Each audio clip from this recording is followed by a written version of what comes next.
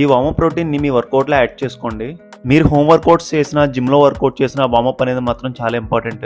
Work out చేసినప్పుడు injuries అవ్వకుండా ఉండడానికి చాలా హెల్ప్ అవుద్ది. మనం వార్మప్ చేయకుండా సడన్ గా వర్కౌట్ చేయడం వల్ల హార్ట్ రేట్ ఒకసారి పెరిగిపోతుంది. అలా ఇప్పుడు చేయకూడదు. ఇవన్నీ మీకు అర్థం అవడం కోసం నేను స్పీడ్ గా చేశాను. నేను ప్రతి ఒక్క ఎక్సర్సైజ్ ని 1 2 3 4 5 అని చెప్పి లెక్క పెట్టి చేస్తాను. వార్మప్స్ అనేది మాత్రం చాలా స్లోగా చేయాలి, డెడ్ స్లోగా చేయాలి. మనం ఏదైనా స్పోర్ట్స్ ఆడే ముందు కూడా ఈ వార్మప్స్ చేసుకోవచ్చు. డైరెక్ట్ వర్కౌట్ చేసిన వాళ్ళకి కొంతమందికి ఇంజురీ అయ్యి అది సర్జరీ వరకు వెళ్ళడం కూడా నేను చూసాను. అందుకే దీన్ని అసలు నెగ్లెక్ట్ చేయొద్దు.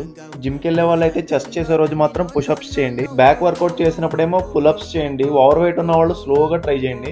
ఓవర్ వెయిట్ ఉన్న వాళ్ళు, ఫ్యాట్ లాస్ చేసే వాళ్ళు ప్రతిరోజు ట్రెడ్మిల్ 5 మినిట్స్ కానీ, సైక్లింగ్ 5 మినిట్స్ కానీ కూడా చేయొచ్చు.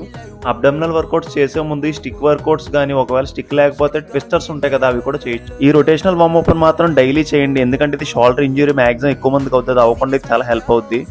ఈ జంపింగ్ జాక్స్ ఎక్సర్సైజ్ 20 చేయండి. స్క్వాట్స్ వచ్చి 10 స్లోగా చేయండి.